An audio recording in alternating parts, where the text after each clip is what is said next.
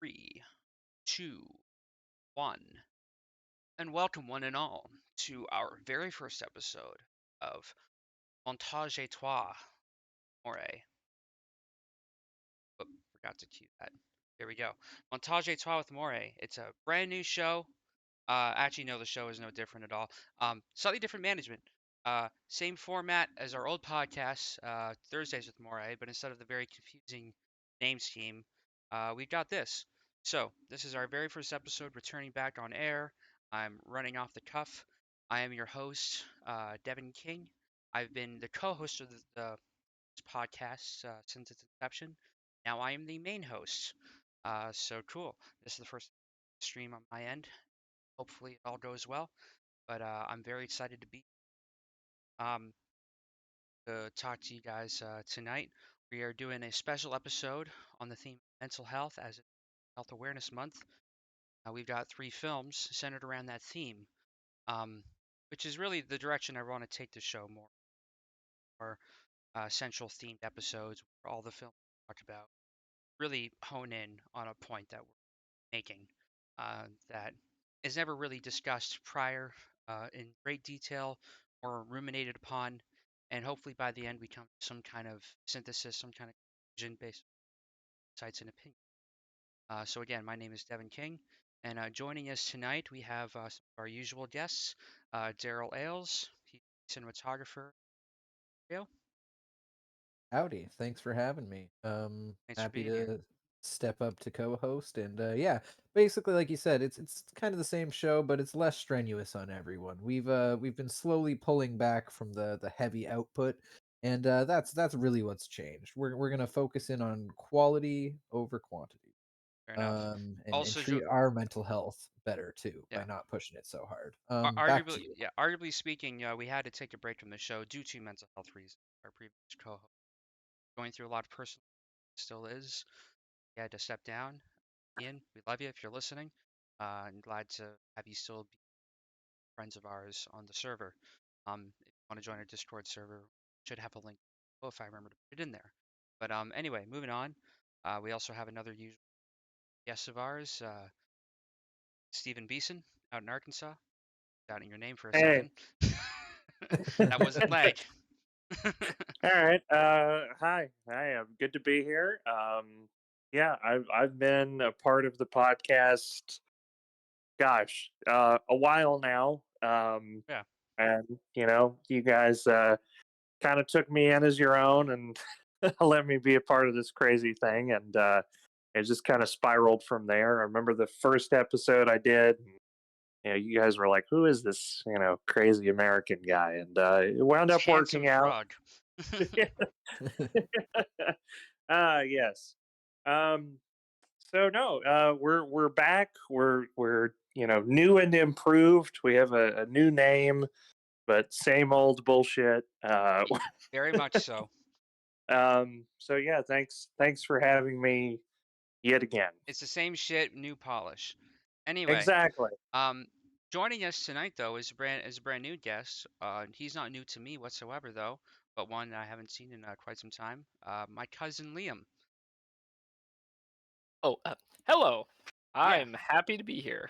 happy to have you. So, why do you think I called you on here tonight? 'Cause I owe you that favor.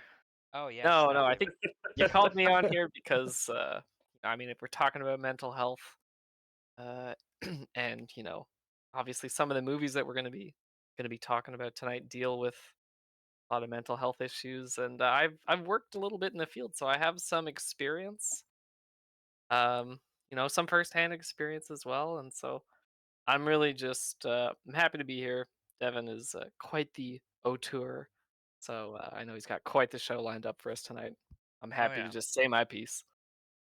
But anyway, yeah. Before we get into tonight's roster, if you guys are up for it, I thought we could just do a very brief, spoiler-free review of. Actually, no, wait, Steven, you haven't seen Beau is Afraid, have you? I have not seen it yet. Me neither. I am going to watch it. I think there's potential for a future episode once that hits VOD.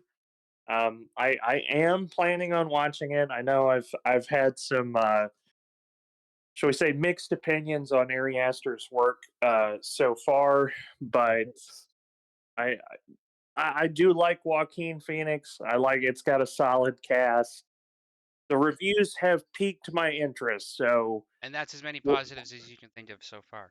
And How that's well, rude of right, you you know, guys. off the top of my head, putting me on the spot. That's what I got right now. fair enough.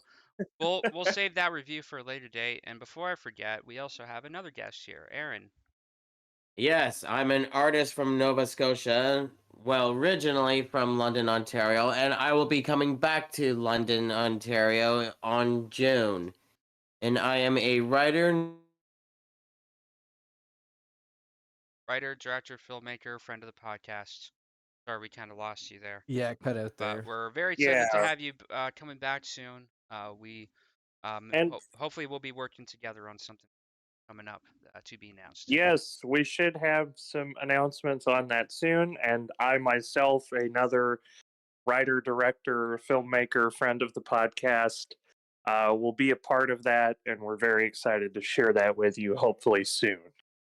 I mean, we can put a little teaser in at the end for people who stick around to the very end. Maybe Oh, something like yeah. that. You know what I mean? A little subtle something. You got to keep them Little wanting more. incentive. Come on.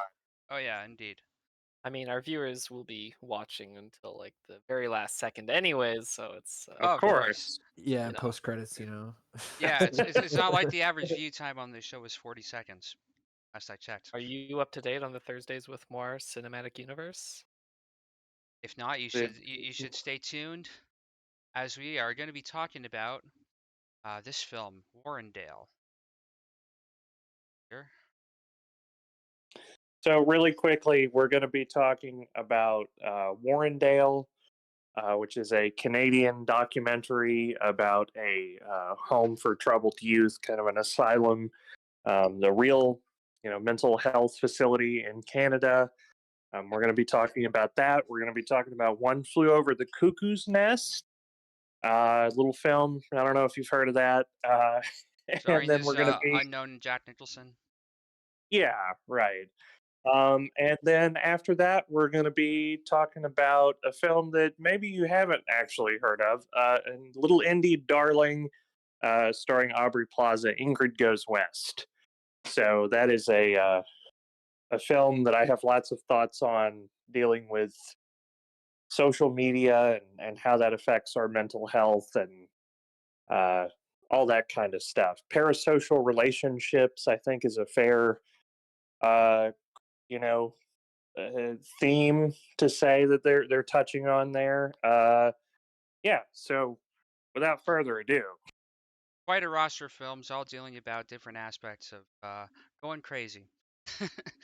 But yep, the name of the episode is "Mental Health Would Drive You Mad." It's a reference to the Quiet Riot song. And then if you can see in the background art, I actually lifted that from the original artwork that was used for Queen's "I Think I'm Going Slightly Mad." Um, all seemed very apropos. But anyway, back on topic. So Warrendale is a 1967 documentary film by Canadian filmmaker Allan King, who I have no relation to as far as I know.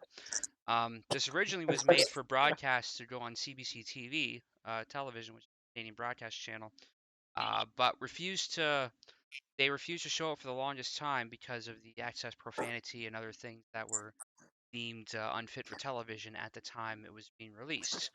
Um, so this film is often credited or cited as a pioneering film for the cinema verite movement, which just means cinema real. This sort of documentary started or was a big practitioner of the approach of fly on the wall style filmmaking, where Allen would send his crew members, his camera people, to the location something like 2 weeks prior to them actually filming. And the whole idea of this is that they sort of capture the patients, the kids, and take care of them as they would be without them being there, just so that if you show up with a camera crew, um, people feel like they have to put on a performance of sorts um, when they're with new kind of phenomena. It's like quantum physics. You change the outcome by measuring it. So the idea behind that is that after 2 weeks, they sort of get used to the camera crew around all the time, and they sort of resume acting, quote, normal. And I remember studying this film back when I went to Seneca for a documentary film. This is one of the films we had talked about when doing that course. However, I had been familiar with this film prior to that course, as I had accidentally stumbled across it when watching Yo, that's TV Ontario, late one night. And seeing it without context then just hit me like a truck. Like, I don't know if I fully emotionally recovered from that. I was equally transfixed, mesmerized, and horrified by what I was seeing, just the raw reality of what was being presented. So, just to give you some context, this is a film that was uh, made at an institute, this house that held these emotionally disturbed children uh, under the care of these people who were practicing a brand new experimental technique at the time for taking care of kids with troubled uh, minds. And that was to physically restrain and hold them whenever they have a panic attack, which arguably probably accentuated it further rather than actually helped. But anyway, we're here to discuss this film, what it captures, some different theories that have sprung up about the making of it that may contrast the official narrative that's out there. But mostly, I want to discuss, and Liam, you might have some insights on this. How does this film compare in any way to your experience working as a health worker? Yeah, I mean, first off, I just gotta say, my first time watching Warrendale, uh, almost the exact same reaction that you described. You just kind of chilled and you're stuck looking into this, strange reality This time of capsule of it's a what they time used to do. capsule. Yeah, because Yeah, I mean, I can't help but think about like my mom was about the age of these kids when they filmed this, and I cannot imagine her, uh, you know, under these kind of circumstances. yeah, I mean, and in the mental health industry, like where I was working with like behaviorally challenged people, there's a clear line nowadays for what you consider to be helpful and hindering when someone is say having a panic attack, or if someone just can't adequately express their emotions, like a lot of the kids in this movie, I say movie, in this documentary, suffer with. And I would argue and say that in this movie, a lot of it, I would say nowadays, classifies as abuse. The way that the children are restrained, screamed at, their emotions and their expression of their emotions, you can really see the caseworkers trying their hardest. And I'm sure that they have the best intentions in their minds, but what they're really trying to do is less understanding and translating what these children are feeling, and more trying to confine them and restrict their ideas into a preconceived notion of like how people are supposed to interact. Trying to make them conform, which I know compared to some of the other movies that we're talking about, specifically Cuckoo's Nest, there's a lot of parallels there between the order and the chaos, and which is really the most productive, and which really causes the most harm. Yeah, I mean, you can see that they are trying to get at to what's bothering them, but it is trying to conform them into their idea of what a civil person is, what a well-adjusted person is. Like, for example, I think the most expressive kid in the film is probably Tony, who is something of a Oh, menace. we love Tony. I mean, Love Tony. he's the poster child, the literal poster child of this film with the devil horns, He and he could have he been a rock star. Just saying. absolutely he cusses like a trucker. He continuously tells the women to fuck off if they bother him, but I, I they I would argue and say that Smokes. Jack Nicholson's character in Cuckoo's Nest does not capture half the amount of chaos that Tony has in his little pinky in this What movie. what a giga Chad Tony is. I mean, oh just man. tells the nurses to fuck off, refuses to elaborate further. Holy shit. Oh my god! Smokes a Tony cigarette is and watches based. hockey. I love him. He All literally at the lights up a meager age cigar at of the end. Like what the fuck? That's how old amazing. was Yeah. Tony? Tony was like 12, right? Yeah, Yeah. something like that. Yeah.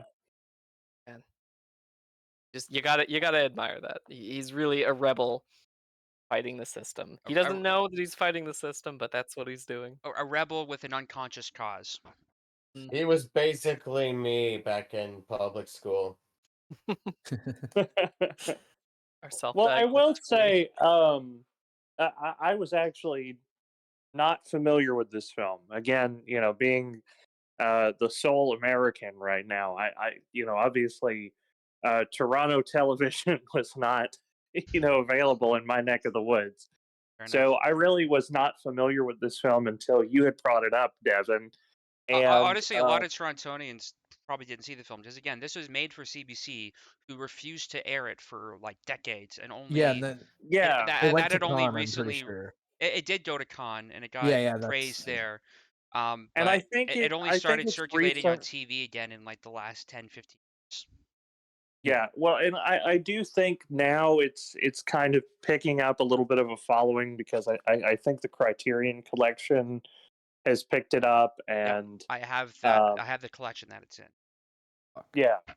So, with this being my first experience with it, I mean, it's hard to it's hard to formulate all my thoughts because on one hand, I mean, you're almost it's one of those films that's hard to review because are you reviewing the actual like technicality of it or the like the filmmaking or just I think they go the, hand in the hand. content. I know. I And really do.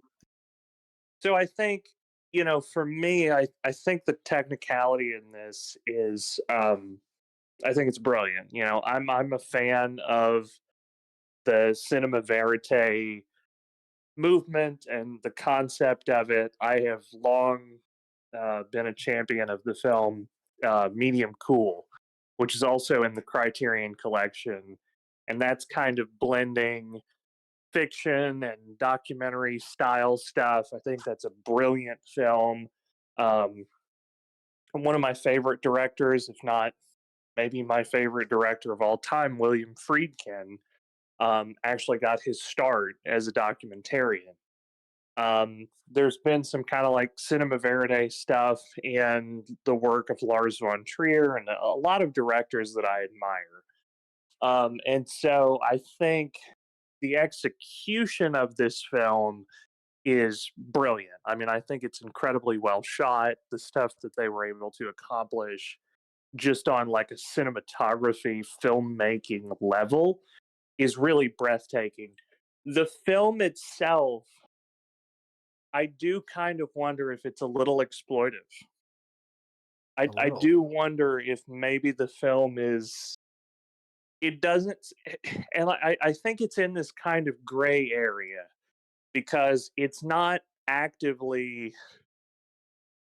saying this is a good thing, it's not saying this is a bad thing, it's just presenting it as it is. And I think I mean there's something horrific about that in and of itself, right?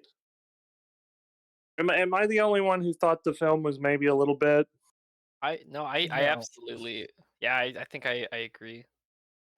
With regards to like it being exploitative, like I mean, it definitely felt like a time capsule watching it when the boys are outside and they're playing on the, I don't know how else to describe it, rubble heap, just like a big tall yeah, heap Yeah, of just like a. gravel.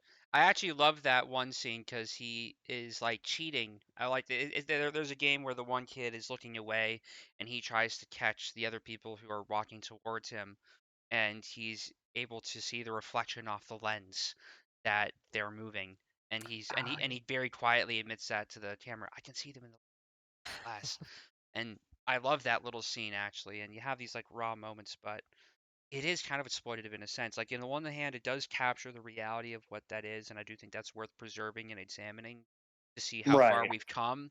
But at the other hand, it's kind of at the expense of the privacy of these people, and there's a lot of unanswered questions that this film brings up. Mhm. Like you don't know exactly where these kids came from or what happened. And I what I wanna talk about one of Dude. the main points of contention with the film uh, before we get into it. But there was this one nurse cook in there, Dorothy, and you might remember what happened to her at one point in the film. Yes. Yeah. So apparently, and I can't cite my source for this. This is something that I remember learning about years ago. Apparently, that was one of the first things that they had captured on film, but the way they present it is they cut it toward the end as a climax of sorts. There's no like he is the source. That was my whole point I was trying to get into. Like Alan King has gone on record saying many times that like he brags about it almost. Like it's Yeah. he describes this movie as almost a dramatic like He calls them documentary. actuality dramas rather than Yeah, documentaries. big thing about that is the drama part. Like, I honestly like to be honest, I totally disagree with a lot of what you were saying, Steve.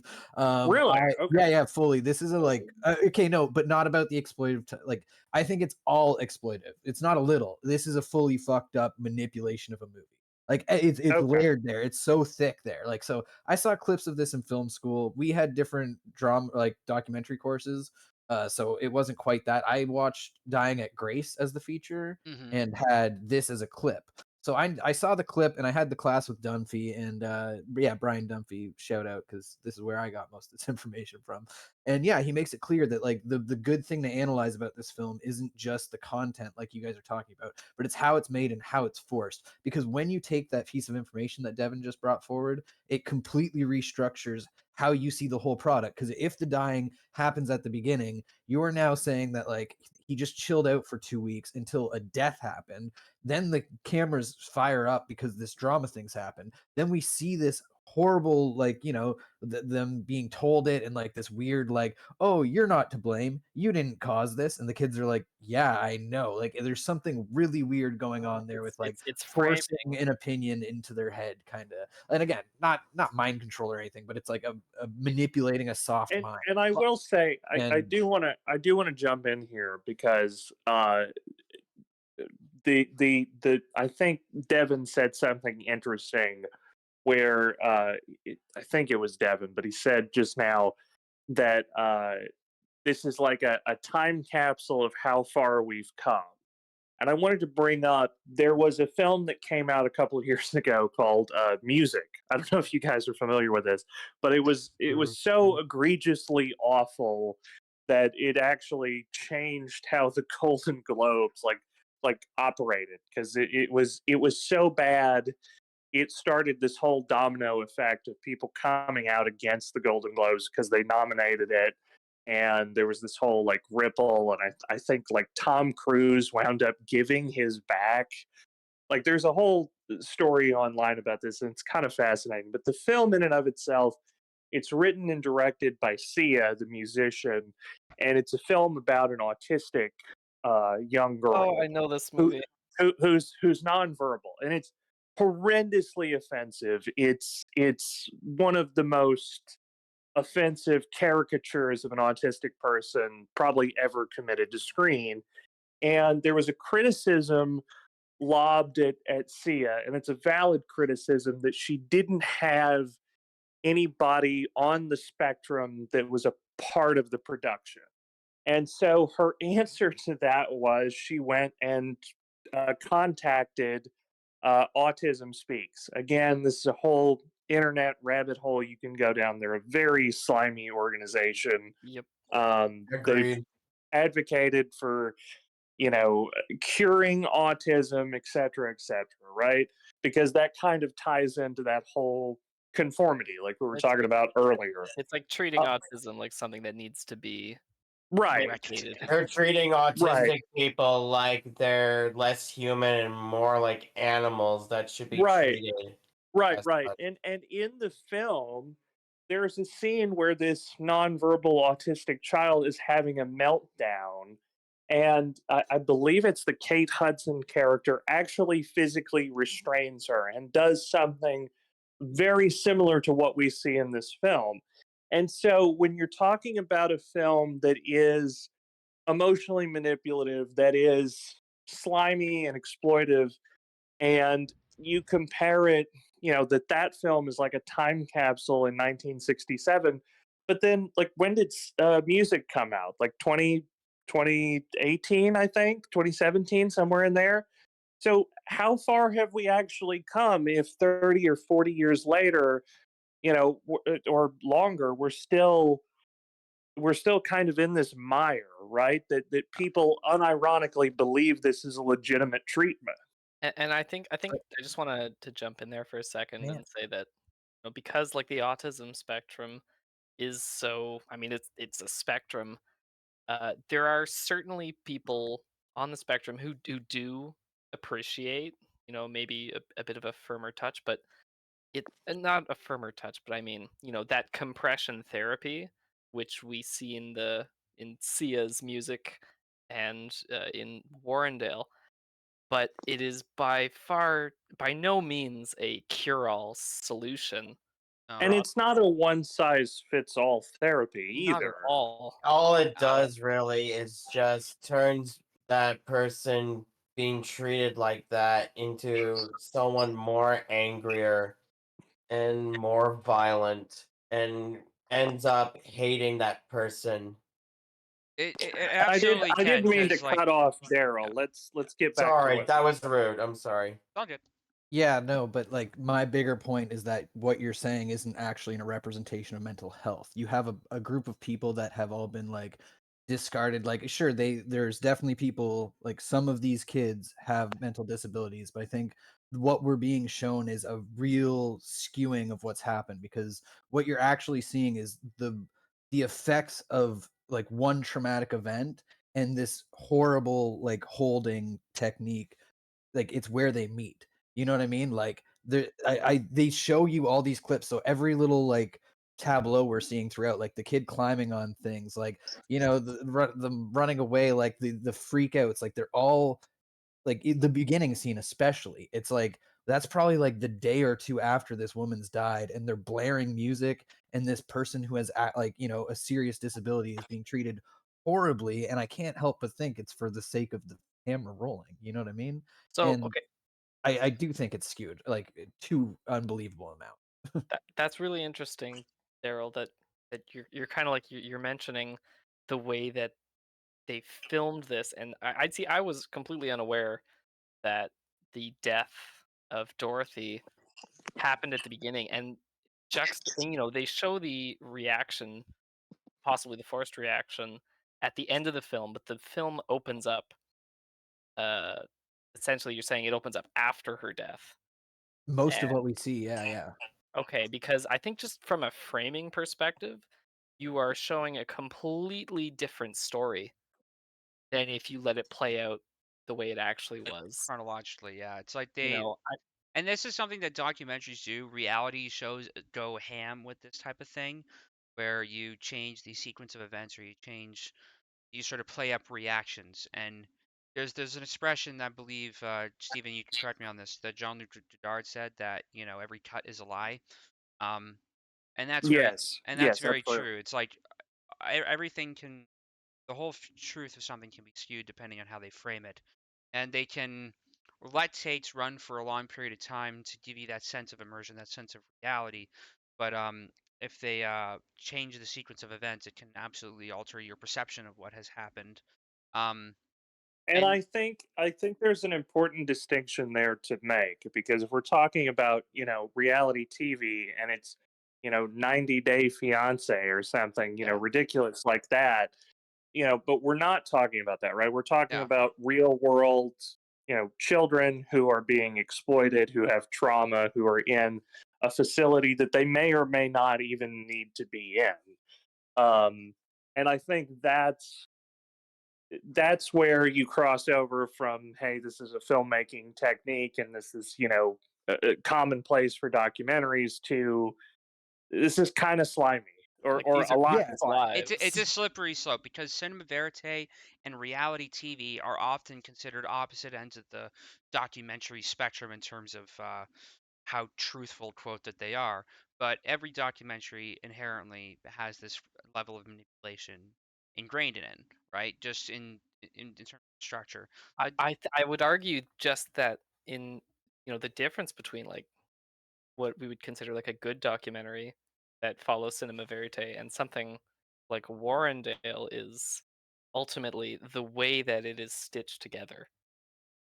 The Yeah. way, like the story that they are trying to tell by capturing everything, and then the story that the director maybe wants to put out there, especially when you're dealing with something Oh as yeah. stigmatized as mental health. And they shoot hours and hours and hours of footage for this, so there is a lot of work because they'll be filming continuously for.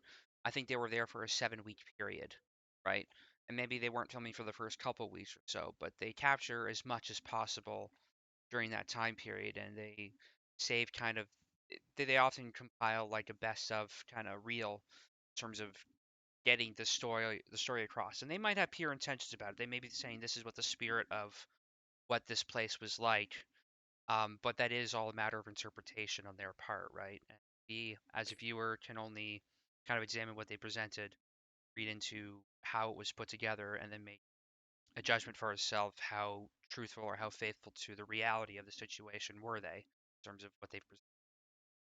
Yeah, Um, because that's just where I sit on the spectrum of that, you know what I mean? Because when I knew about that and then watched the movie, it really changed how I perceived the events, you know what I mean? Versus like what you would think as a younger person seeing it on TV raw. It's complete opposites of a viewing experience, you know? oh yeah, like Um, I haven't seen this film in a long time, like at least 6 years, maybe longer, and my perception of it is not like what I thought the film was is changing a little bit now, having seen it again.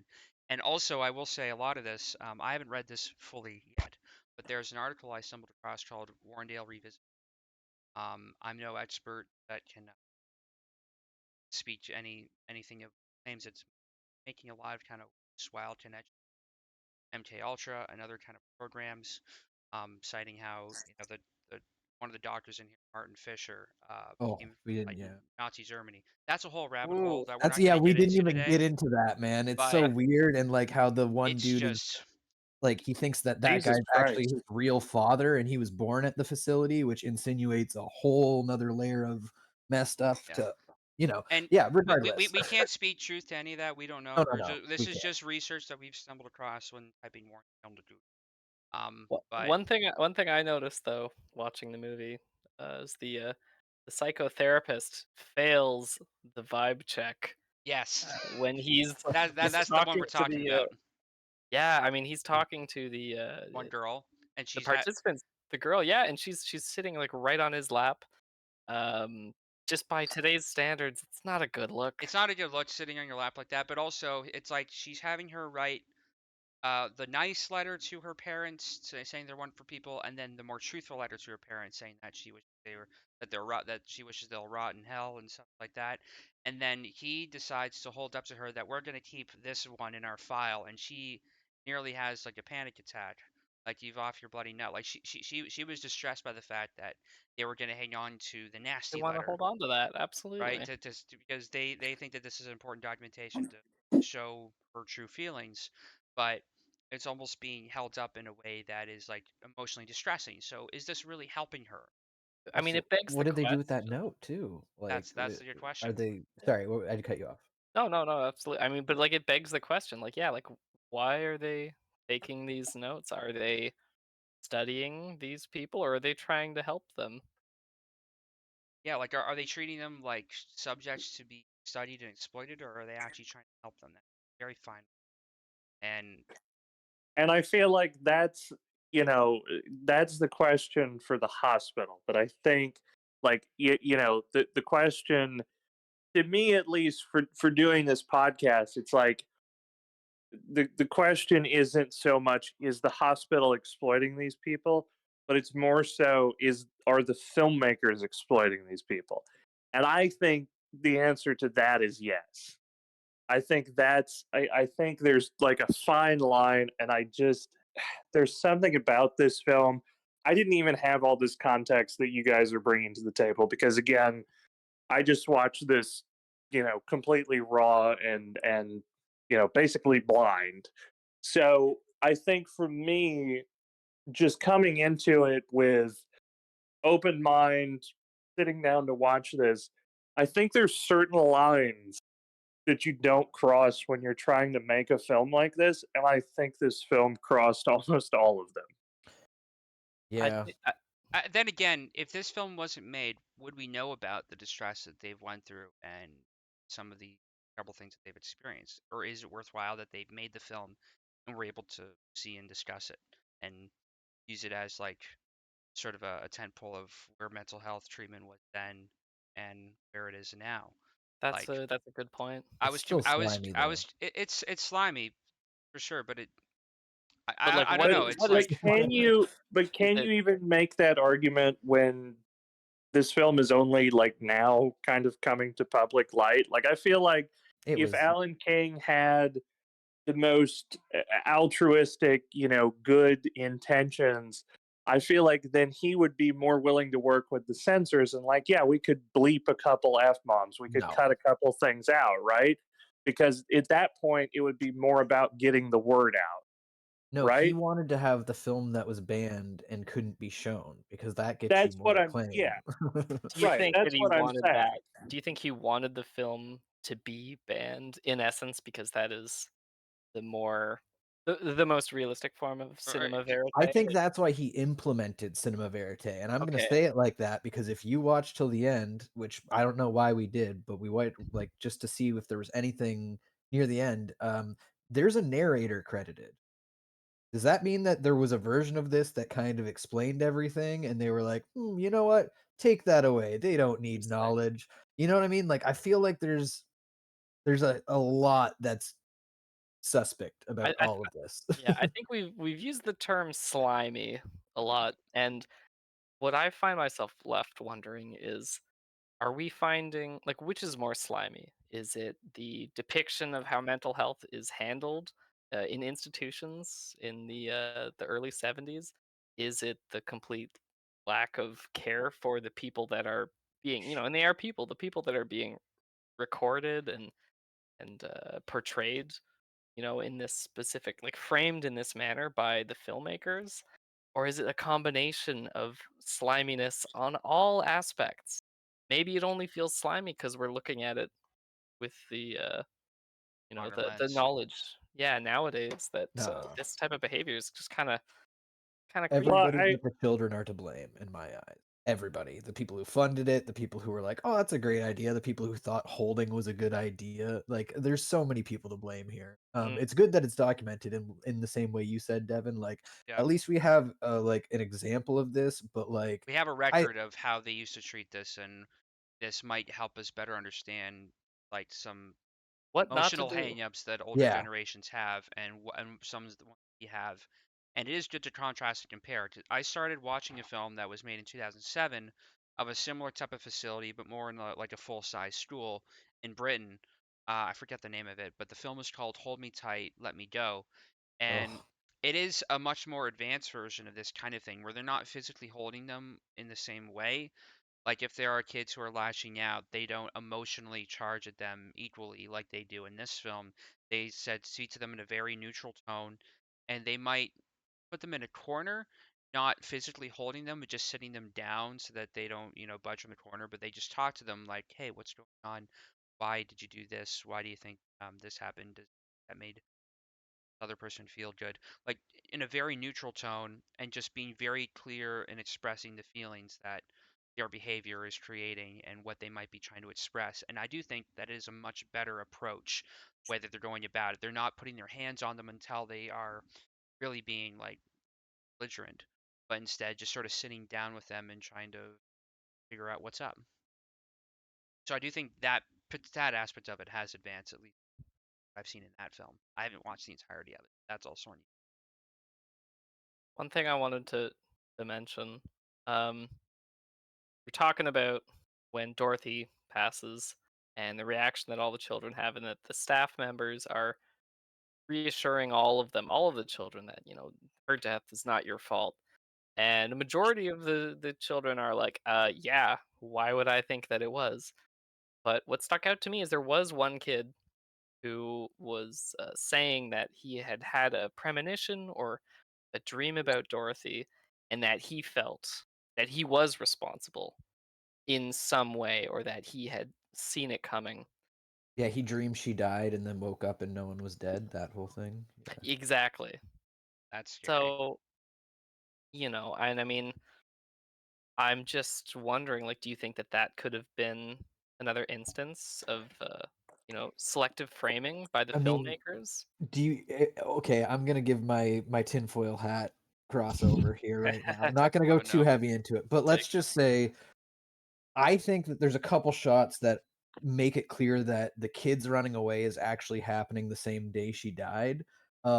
Right when the one girl freaks out for the first time, what she screams sounded to me like a person's name did this.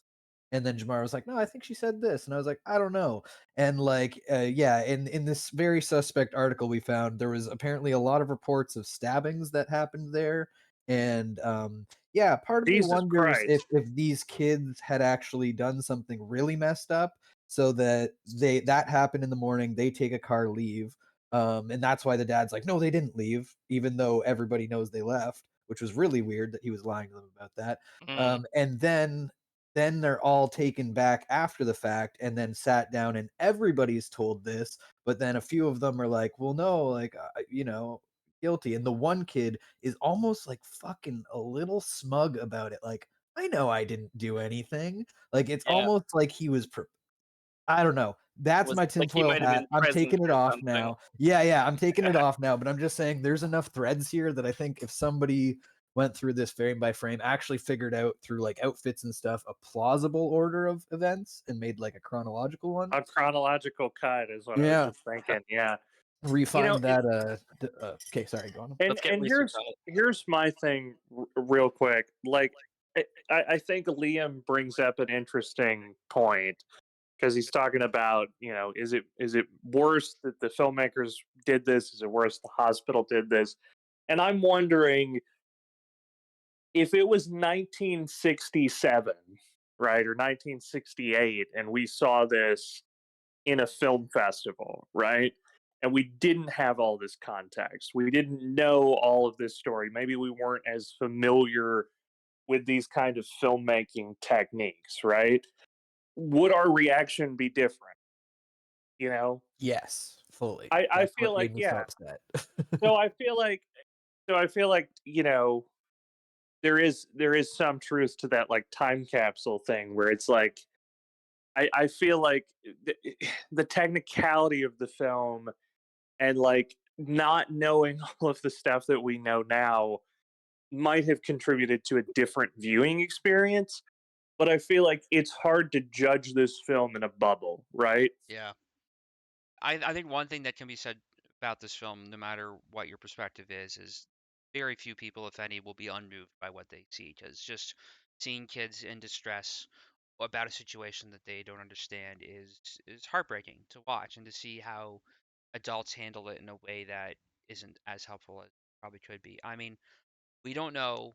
I still think I don't know if Alan King disclosed how Dorothy died, but like the kids don't know how she died, and we're kind of there with them because we don't know either, and it's distressing just to see how they react to that's probably like the big standout scene and climax of the film. And I it's honestly, I wished that there was like a, you know, here's where these people wound up, yeah, you a know, follow up. I think they yeah, like a wanted to make follow one up of for a some while, kind. but I don't think it ever came to fruition. Would you want that if you were one of the kids? Right? No, I mean, and that's a fair point, right? A lot of them might have opted out because they didn't want to go back to that. It's like traumatizing. Yeah.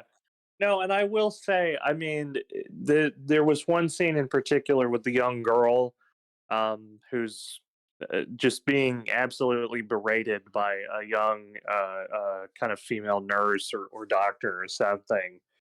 And it's just, I mean, that scene in particular, I was like, somebody needs to like turn the cameras off. Like, holy shit, this is absolutely, it's traumatizing for me sitting here watching this. Like, I can't imagine being in that situation and being as young as she was, and And like, imagine having those emotions and knowing that Oh the yeah. camera is rolling. Ugh. yeah, Or that's, I mean, that to me, no, sorry, go ahead. there's also the one girl, I believe her name was Carol, who was having like a real emotional discussion with the one nurse. Like she wasn't being held down, but she just had like tears welling in her eyes the whole time. That whole conversation is I think forever like I think burned in we're my memory. talking about the same scene. I Yeah. think we are. Yeah. Yeah, and then she asks not to be touched, and for some reason that progresses into a holding, and it's like, wow, you guys really don't fucking listen at all, do you? They Like, oh god, and especially to Tony, like I want to know what's really bothering you, Tony. And then yeah, I think the best response he had to her was spitting her in the face. It, like, kind of earned it at that point. I mean, Jamara said it was an exorcism with no ghost. oh wow, That's that the way is she said so it. wow. Well, Yeah. That is I mean, The incorrect. scene where she's like screaming in her Wow. face, yeah. Uh, I mean, there's such a link between like categorizing mental health issues with like those superstitions. So that's something to be afraid of, you know. Because I was thinking about this too. Like, what message is this movie trying to have people walk away from when it comes to people that have these behavioral challenges? I mean, people have challenges like this in their life. It's not something that we should stigmatize, but say we were watching this movie back in the early 70s at a film festival, like what perception would we walk away from the theater with? I think Devin kind of touched on it earlier when he said that like every person who sees this will be moved. Whether you're angry about, the kids being shown this way, whether you're angry about the treatment, whether like it's always gonna move you. And I wonder if that's more so the reason of taking the Verte approach was to elicit all reactions instead of yeah. guiding towards one. The You know what I mean? answer, So he's kind of blanket going for it, is what I It's would kind of say. like, the answer is 42. The Daily Double. But Uh, I just have one more point to leave off on before we get to ratings. I do think we should probably move on to the next film, just we really sat on this for a while. I mean, that's the thing with It's a documentaries. heavy film. It's a reality that we're trying to dissect here, and there's just so many facets to that, right? Like it's. But Liam, I just want to touch on one thing you said before, that these days, as in contrast to then, there's a very clear line of like protocol of how to engage and how not to engage. How would you define that line? you need to make sure that you are respecting the person's own personal freedoms and liberty. I mean, you know, the way that the situation would have gone differently is when the child Carol is saying, don't touch me. Right then and there, like if we put hands on her, like unless she is a threat to herself or others, there is no appropriate circumstance where you should hold someone down. You're I not agree. protecting anyone, you are merely inviting more stress You're and more emotional baggage and damage onto someone that's already got a lot on their plate. Yeah, it's like, are you trying to reassure them or are you trying to reassure yourself that I don't Yeah, know. and uh, I mean, you know me, I'm a bit of a, I don't know how to describe it, but I feel like part of the reason that they had to hold these children down is because it's, in essence, a form of state-sanctioned violence. You know, these hospitals, these mental facilities can only function as long as they are justified in their approach of control. And mental health has been so stigmatized because it is something that operates in direct contrast to control or to what we would view as a conformity. And so to see these holds being practiced and used so liberally, it just speaks to the institutions and the time that this film was made and the authoritarian mindset Yeah. behind it. It just makes me think of the yeah, phrase, if the tool you're given is a hammer, then everything is a nail, Bingo. yeah, yeah. right? Like, Well, let's get to ratings. What are we thinking, boys? What do we got can, here? can you even give this a numerical rating? It's oh man. It's I so think it's hard. a solid 2 for me. Ooh, that bad, eh? It exists, but like in the same way, like I can't compare it to something like Birth of a Nation, but it has as much like it's like okay, it captured the time, but like fuck this, fuck the people who made Leaves you with this. It that just makes yucky me feeling. Yeah, angry, and I very rarely sit on this side of the fence with these podcasts, so I got to go with a lower one for once. fair enough. Well, here's where I'm at. If we're talking about the technicality and the filmmaking, I'd give it an 8. But because of the content and the way that it's presented and what this film represents, it's probably closer to like a 4. So I think I'm just gonna try and find some kind of middle ground and maybe go with like a 3, like Daryl was saying. I just did not care for this film. It's not. I don't even know if it's so much that I didn't care for the film as much as I didn't care for what it represents. If that makes sense. Fair enough. Those are very good, well-reasoned points. This film, I mean, as problematic as a lot of its content is, I do think it does serve as a time capsule, better for worse, to a certain time period, and it leaves a lot of questions that are left unanswered. But I do think the discussion that it inspired here today between us is an important discussion to have. And I do think that there is inherent value in this film and that it does sort of rub you the wrong way, but that's probably for a good reason because it is good that we have moved on from this type of treatment to something that is a lot, better, more understanding, and actually connects us on a, deeper human level where we can understand and respect each other more deeply. Uh, I'm gonna steal Devin's answer. oh, what? No, I absolutely agree. With a lot of the moral and the ethical Yeah. uh, It sits in a solid problems. gray area for sure. Yeah, it's just like you're saying though. I think it's important that this film exists, just like it's important that something like the Stanford Prison Experiment happened Mhm. and was documented. It happens so we can learn not to do that shit again. Yeah, is it That's a whole rabbit hole in and of itself. There's people who say that was not even a legitimate thing. Like that might be a future episode right there. who There you knew go. the But crazy scientists were all psychologists. it's films like this that really allow us to discuss more serious topics and really learn more about ourselves and society as a whole. For that reason, I'm giving this film a 6.9. Oh, I I'm gonna feel give like it a that's not the time to do that rating. I'm I gonna give think. it I feel like I'm Jesus, classy. Devin. I'm classy, so I'm gonna rate this movie a 4.2. Ah, there Oh, you go. Oh God. Well, If anyone ever doubts our credibility as film reviewers, you have I sufficient would reason give to. this.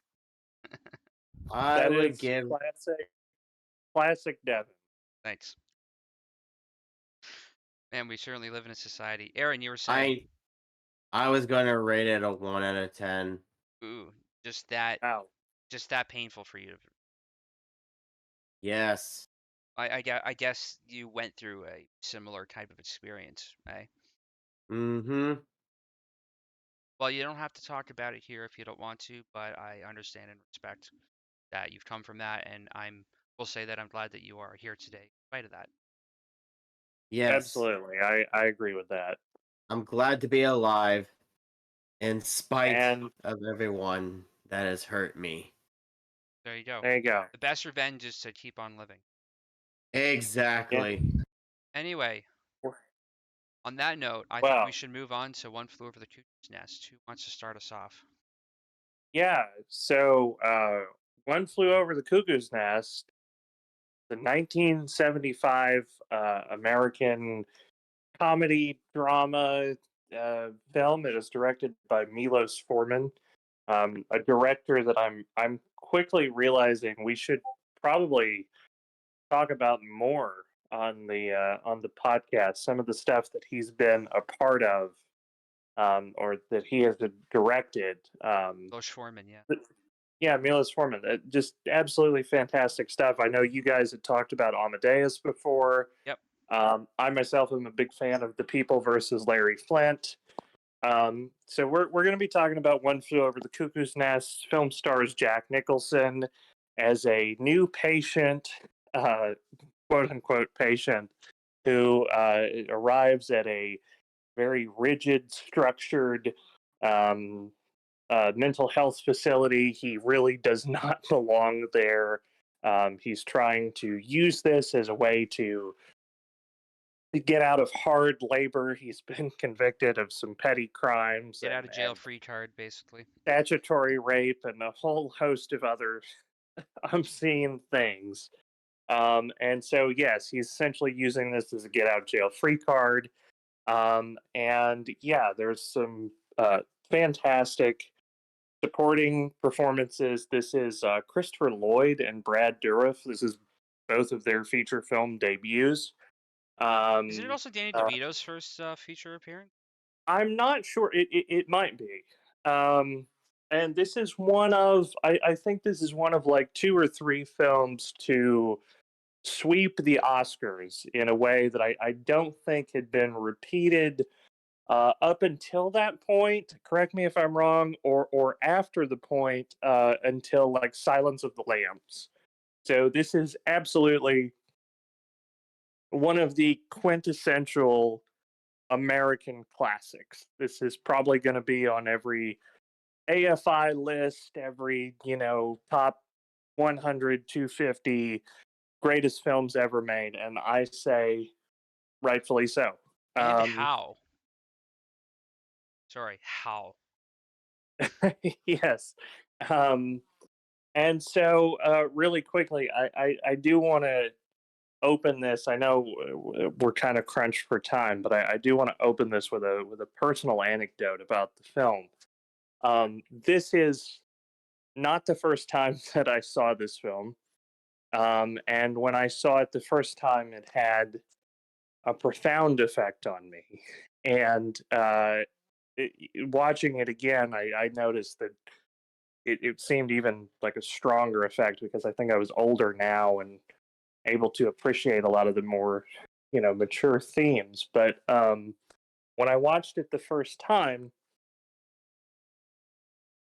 I don't know if you guys are familiar with character actor Michael Berryman. He shows up in the film as one of the patients, and I linked a picture in the Discord. But this was his character. His name was Ellis, and he's been in quite a few productions. The Hills Have Eyes. He's worked in some Rob Zombie stuff. He's mainly kind of made a living in horror films. So this is kind of outside of his wheelhouse.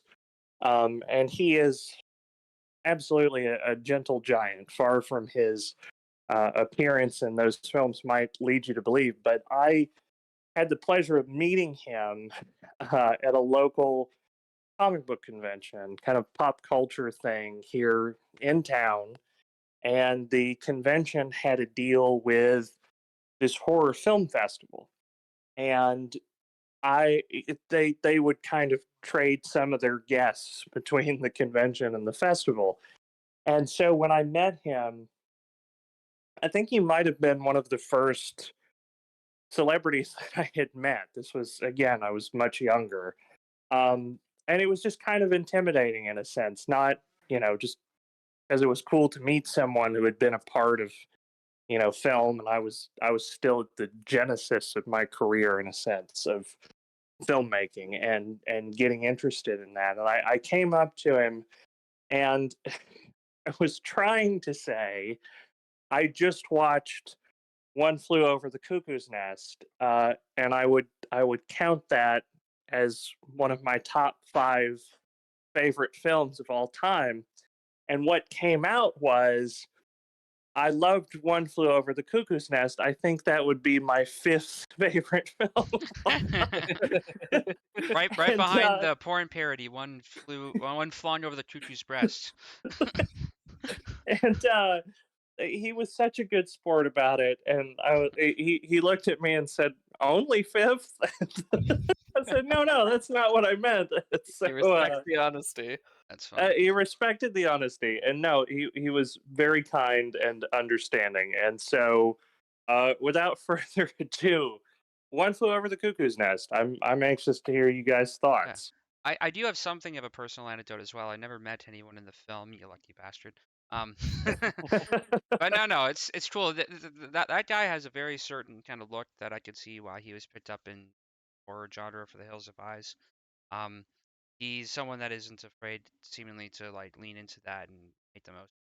There was one interesting deleted scene I saw where he sort of nails himself up against like the fence, and one of the guards has to quote pull the nails out of his hands so that he's crucified.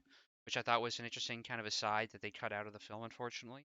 Um, just interesting. You see him in the background. You don't really see him much in person, but kind of what they did with his character that ended up on the cutting room floor. But Yeah. I remember seeing this film when I was actually fairly young as well. Younger when I saw Warrendale. I think I was like 12 or 13, I want to say, when I had like heard about it and I decided to go to Blockbuster. This is back when Blockbuster existed and rent it out. And I remember just getting a queer look from the one lady clerk who was there who thought, "Oh, you must be watching this with school." I'm like, "No, I just thought it looked interesting." Like she was so baffled that I was watching this out of my own fruition rather than studying for school. Um, so I sort of had my little proud cinephile startings there, just like I'm. Did she have a Nurse Ratched look, Not judging you? not quite. She was more kind than that. She just seemed a little baffled that I would be watching this just because I think it's interesting. But I remember just watching this film and the way it unfolded. It was the most quote real feeling thing that I'd seen at that time. Like the violence that kind of happens in the latter half and debauchery that occurs is was unlike anything I'd seen in a film prior to that time. Um, up until I saw Warrendale, which was actually film Warrendale. But yeah, I just remember being really awestruck by it and how just raw the performances felt. Like they felt like real people. I recognized Jack Nicholson and I kind of recognized Doc and Danny DeVito, but this was like them playing more realistic type people. And that was something that I remember like reading about or hearing about in a teachers that they were going for a more grounded when they hired Milos Forman to take.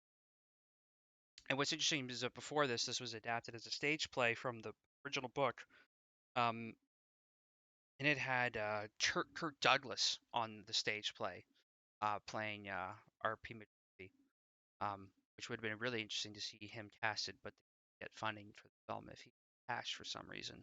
And eventually he got passed down to Michael Douglas of all people to get created. So I thought that was very fascinating. Kind of the Can I just say, just to kind of like kick off the conversation about this movie, shoot. um, R.P. McMurphy, like Jack Nicholson's character, it's just such a interesting blend of delightful misfit and unlovable scumbag. Yeah. Like in the intro of the movie, I don't uh, uh I don't remember exactly what he was charged with, but it's very clear that he's gaming the prison system by playing up this mental illness so that he can get into what he considers like an easy ride. He was Um, charged with like 5 counts of assault or previous counts of assault and statutory rape because, as he described, she was 15 going on 30, Doc, which is And wow. she told him she told him she was 18. So yeah. Well, still, it's like it. Watching this again after having seen it like forever ago, that really colored my like opinion of him a little bit. But he yeah, same. just like Absolutely. wow, okay, it didn't occur to me just how serious that was when I first Absolutely. saw it. But like, eesh. But I mean, the way that his character transforms through the movie, and we see him interacting with some of the patients like Chief, Billy, and the dynamic that he has with Nurse Ratched uh, is just so interesting. It's like a yin and yang, where Nurse Ratched is representing like the order in the institution, and she knows all the quote unquote like relevant information about all of the people that are there in the facility and therefore should be the most qualified to actually provide care and help. And Jack Nicholson, R.P. McMurphy, who just represents this chaos that is so often found in everyday life. And if Nurse Ratched's method is supposedly the right one, why is it that R.P. McMurphy is the only person that seems to be able to wake these uh, people up, kind of bring them back? Excuse me, bring them back to life, even. Well, and I think that's something that they kind of get at in the end. There was an analysis of this film that I saw on YouTube, and they said a quote that I thought was brilliant, and it was talking about the McMurphy's tragic end, and Chief ultimately deciding to put him out of his misery, and there was a line that this video essay talked about where it's like, you can kill a man, but you can't kill the idea. Transcendence of the human spirit. Yeah, Yes. no, and it's like, if they saw Jack Nicholson in the state that he was, then it would mess up all the progress that he had made getting these guys back on track in a sense. So I think that's something that I found really fascinating. And also At the least on idea this that, watch. like, she is sort of representing order, and it's not that she necessarily has the patient's care first and foremost in her mind, but rather her maintaining her idea of what order is for them. Like, she keeps them at where she likes them, more or less, in terms of their care. Like, when they're having their first meeting that we see in the film, they're discussing about what's his name's kind of marital problems, and no one has an opinion on the matter, not because they don't have an opinion, but they're all terrified to speak up and open up to her, because there's evidence that she would weaponize kind of um, very vulnerable aspects of their personal lives against them, uh, especially Billy Bibbit, which happens later in the film. But she sort of uses it kind of not to better them as people, but to sort of control them. And Yeah, McMurphy is and kind of a monkey wrench in that entire uh, control and order that she has. well, it's all about conformity, right? It's all about, you know having this sort of rigid structure by any means necessary. Um, and that's, I mean, I think there's an argument to be made, maybe, maybe short of like Anton Chigurh, but this is probably one of the most horrific villain performances I've ever seen. Like, this has got to be up there. Like, this is like a top 5 for me. I mean, what Louise Fletcher, rest in peace, brought to this character and to this performance. I mean, it transcends the entire film. And I mean, everybody is really giving a fantastic performance. Jack Nicholson is fantastic. Um, Danny DeVito, I think, has like one line in the film, and he's phenomenal. Brad Dourif is amazing. I have long been a massive fan of Brad Dourif. If you ever get the chance, watch The Exorcist 3, which is a somewhat sequel to The Exorcist that's not really the third in the series, but it's phenomenal. And Brad Dourif gives, honestly, an Oscar worthy performance in that film. And so, yes, the entire film has all of these, like, amazing performances by all of these incredibly talented actors, and at the time up and comers. But I think Louise Fletcher is really like anchoring a lot of this together. Like, I think if they didn't have the right Nurse Ratched, this movie kind of lives or dies. You know what I mean? Like, Yeah, it's like because her subtlety in the way that she uses her knowledge of all of the patients and the way she kind of influences them, like Billy, for instance. He's constantly the camera's constantly switching between Billy's face and Nurse Ratched and RP McMurphy, as they're kind of waging this war over his self confidence. And you see he smiles when he thinks he's done something that McMurphy approves of, and he's breaking from the mold.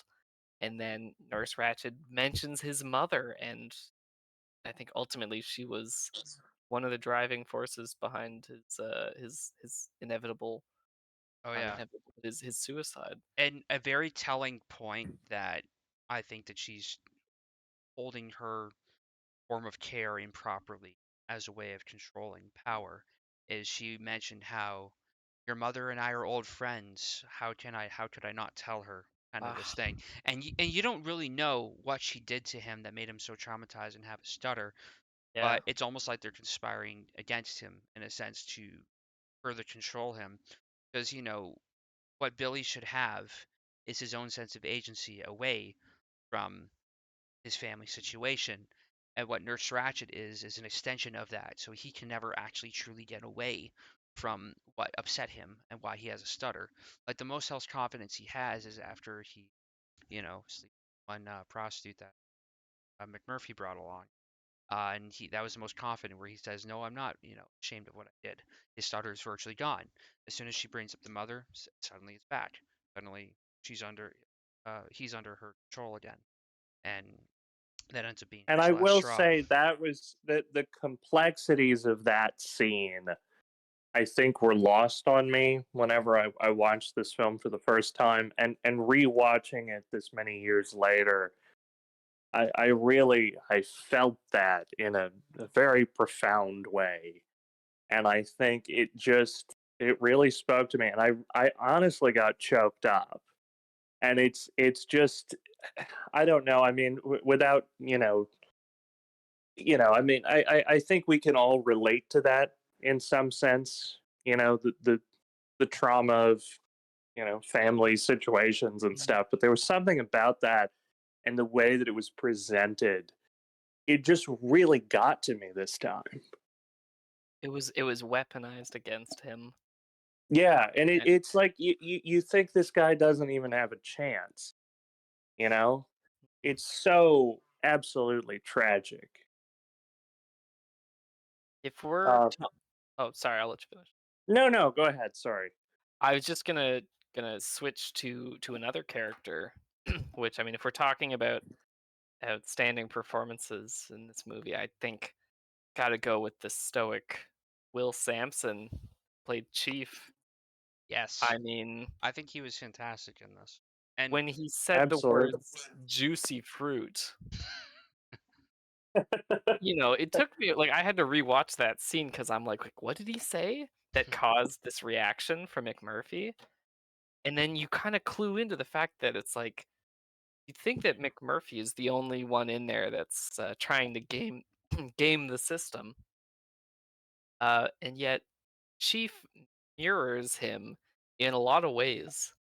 Like from a filmmaking perspective, not even just from like the literal storytelling perspective. I mean, in the beginning, McMurphy, like the movie opens with that shot of the mountainside and the car, driving through, and it ends with Chief running off into the countryside.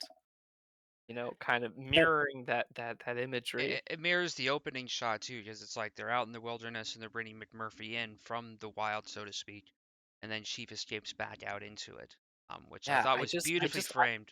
yeah, I and just want to shout out quick Hansel Wetzler, who was the cinematographer on this. Oh, was this Woo Haskell woo. Wexler? It Holy is. shit. Okay. He directed uh Medium Cool, which is a film you mentioned earlier, but Yes, gorgeous. yeah, no, he Yeah, actually he was the cinematographer for Who's Afraid of Virginia Woolf, and that which too.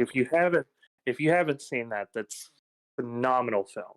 That is absolutely breathtakingly shot, and it's impressive how breathtakingly shot it is, considering that a large majority of it takes place within one location. So I am frequently in awe of Haskell Wexler every time I see something that he was a part of.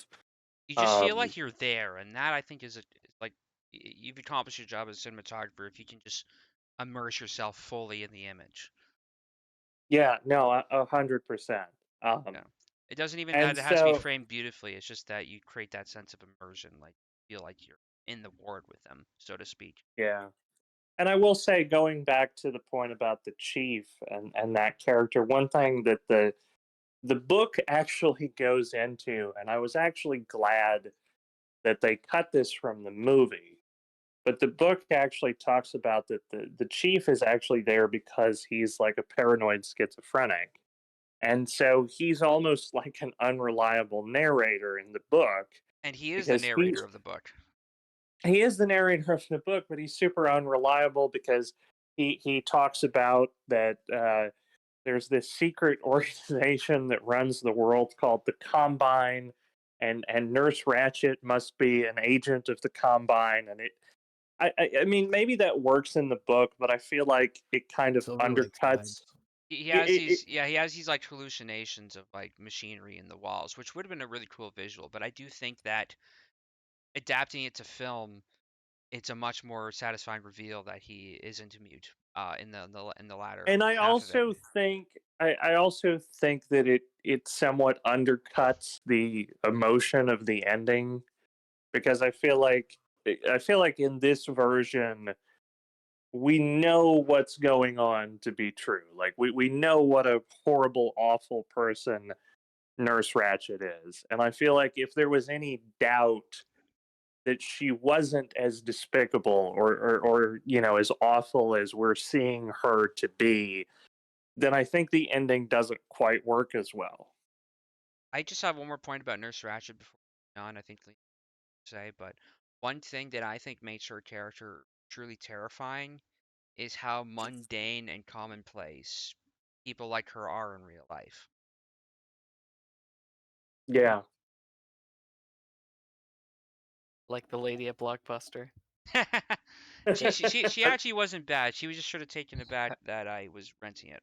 And I see what you mean there, Devin. Though it's like you don't need to be a supervillain to have this mentality where you just kind of go to work, do your job, and think that you're doing the best thing you possibly can for society. And I mean, she's very vindictive in some subtle ways, and I've run into people like that in my day-to-day life, and yeah. it's not I good. mean, one of the scenes with her that really gets me is when she's performing the review for RP McMurphy, and she's actually like recommending that he stays on in the ward. And every time I see that scene, I can't tell if she is genuinely convinced that he needs psychiatric help or if she's doing it out of spite. She's genuinely convinced that she needs to get back at him. Yeah, it's so hard to read. That's how I interpreted that scene. And I But think that speaks to the subtleties of her performance. oh yeah, Mhm. And I think Devin, you brought up an interesting point where it's like as good as Jack Nicholson is, and I fully believe he deserved, you know, the Oscar for this film. I thought he was phenomenal. But there's something about the character of R.P. McMurphy. I could see another actor in that role. Like, you know, it wouldn't quite be the same. It might not be as good, but I think there's something about that character to where he is an everyman. He is this sort of like I could see someone do an interpretation of that isn't Jack Nicholson. Nurse Ratched is so ingrained into the film. It's hard to imagine her as anyone else. Like, and I know you don't we're really have to imagine kind her of as getting off. anything else because there's a mini series on Netflix. She's Yeah, played no, by someone and I else. think maybe that's why I took such issue. I don't know if you guys saw this, but Netflix did like a prequel series with Sarah Paulson, and I have no desire in watching that. I mean, it feels like so wholly unnecessary and out of place, and I don't Be a know, bit of a but cash grab. um, it does. It feels like that, and it's the same thing as like Bates Motel or it's actually funny there was a pitch going around in like the 80s or 90s that they were talking about doing a legal drama that would be a prequel to A Nightmare on Elm Street, and it would be Robert Englund as Freddy Krueger before he was burned, Oh. and like it would be a legal drama about how he got off from all the crimes against children. It's like, This stuff isn't necessary. Who wants to Nobody see that? You know wants what? to- I feel like it undermines the mystique of some of those characters too when you Yes, over-explain absolutely. the backstory. I mean, If the bladed glove doesn't fit, you must acquit. Oh, Wow. jeez. Thanks, folks. I'm here all week. Yeah, yeah. get him out Yeah. of here. We haven't heard from you in a minute. Daryl, do you have any thoughts on this film? No, I missed out on this one. Oh, this week. right, That's why right. I've That's stayed silent. I'm actually doing some emails in the But- background, but But popped you on for have that. seen it before, right? Quite a while ago on like You've seen- TCM, but Oh, yeah. Turner it's been a Classic while. level. Been a hot minute.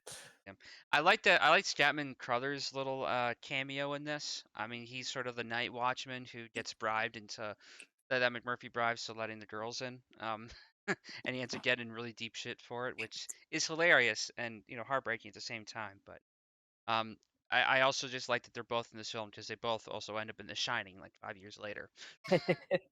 And He's the Yeah. groundskeeper, isn't he? he is, and they were really good friends in real life. R.I.P. Statman. He was a great musician. But I like his appearance. Which in this. reminds me, there's a film, I believe it's called Coonskin by Ralph Bashke that Scatman Crothers is a part of, and I would love to review that sometime. I think that's a fascinating film. There was another film that he also did the music for called The Aristocats. You might remember. Yes, I am familiar. And here's the thing, and I think we've gone through this before when we talk about films like The Exorcist, when we talk about films like The Godfather, when we talk about films like Taxi Driver or Citizen Kane, right? There's this like overwhelming sense of like what can you even contribute to the conversation, right? This is a masterpiece. It's rightfully deemed so, and it's like it's intimidating to even talk about these kinds of films. But I think this film is deserving of all of its praise and more. I think it's probably one of the best films of the 1970s, one of the best films of all time. Certainly one of the best adaptations of a novel of all time. It's like, what more can you say? It's good. Go watch it. And Yeah, stop it. there Get you some go. help. Yeah, it's all right. I mean, like if you haven't seen it, you might as well. You Stop might it. as well. Get some help. And I mean, we've done all this. We haven't even talked about the ending. Oh God. Maybe we shouldn't talk about the ending if we- someone hasn't seen it. I mean, We touched on it a little bit. Just the opening and closing shots. I mean, but- it is an absolute gut punch. I will say that, and I am curious because I saw this criticism online. Mm. I don't personally agree with this criticism, but I'm curious if you guys felt this. Do you think the tonal shift is justified or that it works? Because I know that the beginning of the film is kind of, more comedy and more, look at these wacky situations, and Jack Nicholson is such a character. And there's a moment in the film where it takes a very dark, very serious turn. I'm curious, do you guys think that's earned? I want to say my piece on that. Yeah. I don't think this movie would have been as good if it stuck with the comedy.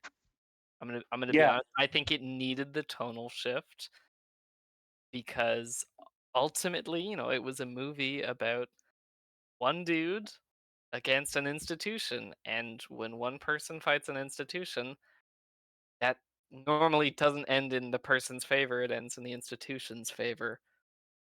Yeah. And this film was a really hot button issue at the time. There was a lot of reform for how patients were being treated at the time. So this film was right in the zeitgeist for that. I mean, I love this movie for the way that it portrays mental health institutions, and I'm praying that one day we'll get a movie like this.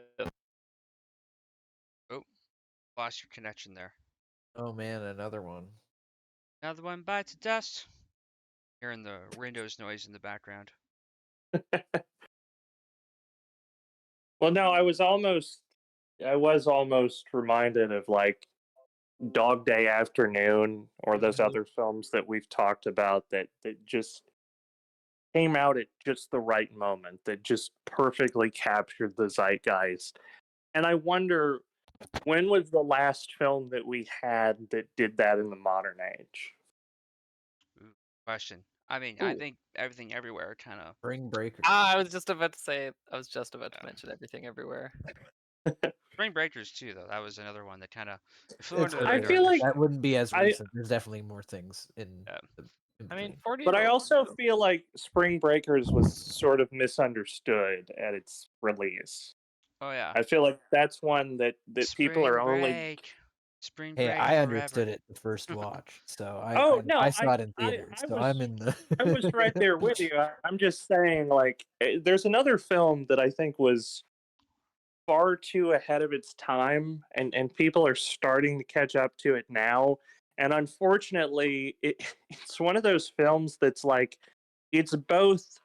At the time of its release, it was too far ahead of its time, but now it's almost like past its time a little bit.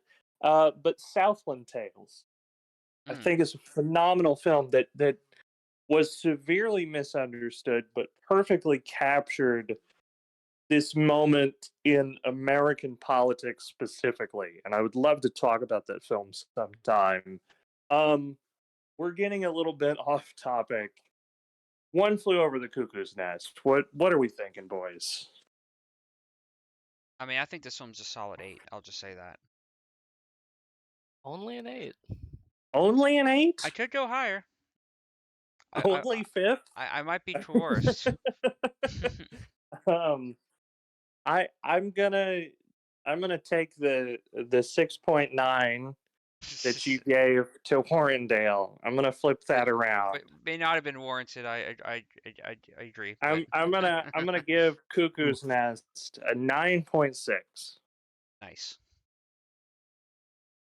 So I I think this movie is important for a lot of reasons. Um, but for the sheer watchability of it, I'm gonna give it a 10. Honestly, I mean, this movie is just from a film perspective, it's simple, damn you nice. know, and I think like you can't beat a classic. If it ain't broke, don't fix it. I'm And gonna meet y'all in the Absolutely. middle. I'm gonna give it a 9.7. Hey, my man. Uh, Daryl, will you please introduce the last film of the night? Oh man. See, it's weird. I've thought of the bigger intro, but I didn't think of the opening line. So that's your opening line. Ingrid Goes West. It's It's Girl okay. Boss King of Comedy. Oh my god. Oh my god, yeah, in the darkest way. So, okay, well, I'll do a personal intro since that's how they've all been going. So this all begins for us by going to see The Little Hours that was being advertised at Highland. And we were like, that's really weird. That's like a indie comedy kind of thing, and Highland's more prestigious usually. So we went and saw it, and Little Hours is fine. It's not one of my most favorite movies. It's not one of my least favorite movies.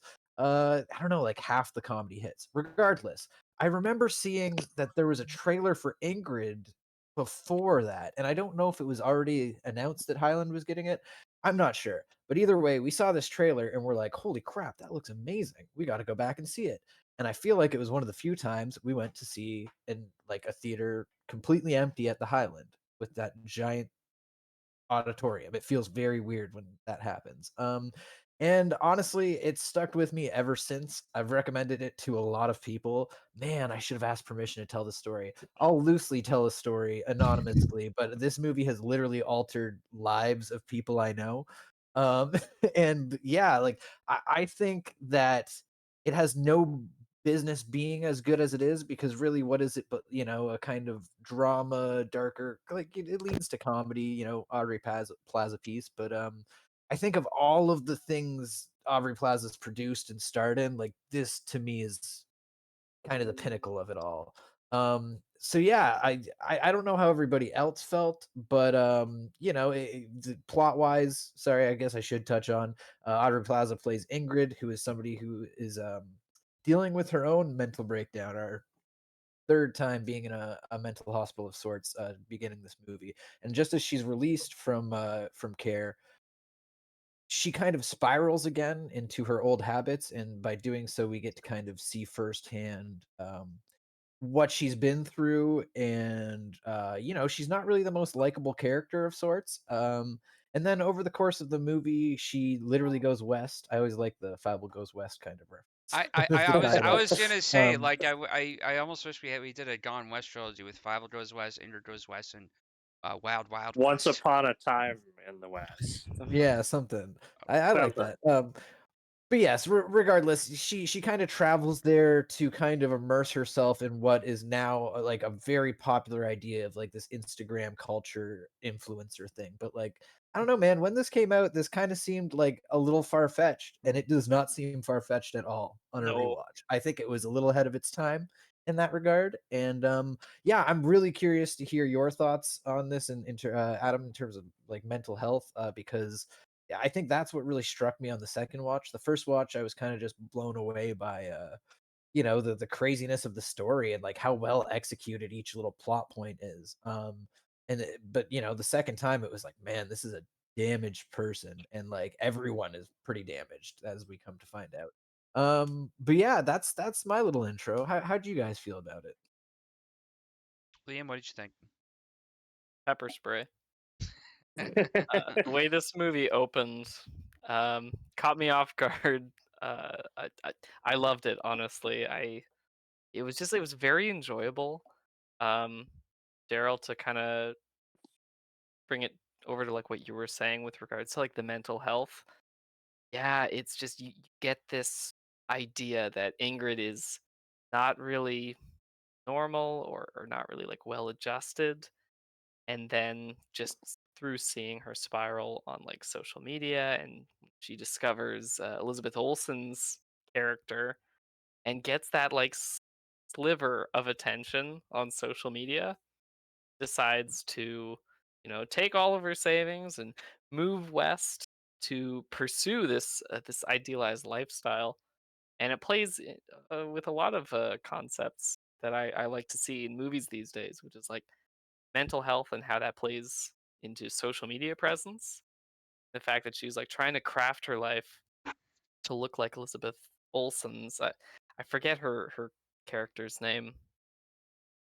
I think Taylor, I think is the Taylor. character. Yeah. Yeah. Yeah.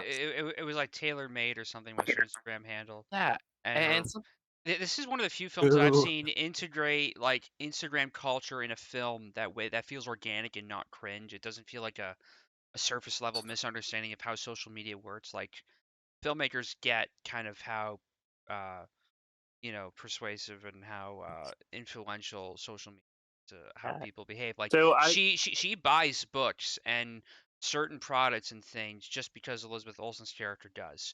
Like she fully buys into this lifestyle without really getting into without really understanding like what it is, and it is all just surface level kind of things. It's all about the image, and this is and one of the few. I do wanna briefly touch on this for a minute. If any of you guys saw the Batman that came out a couple of years ago, or gosh, has it even been that Last long? year, I'm The pretty sure. last Yeah, year. Okay, the Jesus. Batman. Something in the way. Yeah. Yes, that has probably my own thoughts and feelings about the film aside. That has probably one of the worst depictions of social media I've ever seen. Where it's like the Riddler is streaming to 60 people or something. They're like, "Oh my Well, god, it's on the deep web. It can't be. It's not on Twitch. it's really fucking lame, man. It's like I they're agree. trying to do this whole 4chan thing, and it just felt very disingenuous. So I will absolutely commend what you were talking about. It does seem to understand internet culture a little better. Um, I And I saw Batman, this. for that matter. I Just mean, yes, actually, No, no, no, no, no, no, no, no. unironically. Representation of Batman. sorry. Um, no, This that was film is a better perfect. Batman adaptation than that one. We should get Sam Pinto to write the next one. At Oh, least this Batman gets laid. no, I mean seriously though. Um, no, I will say I saw this film closer to the time of its release. I think I caught it on VOD, and you know, I liked it a lot better the first time that I saw it.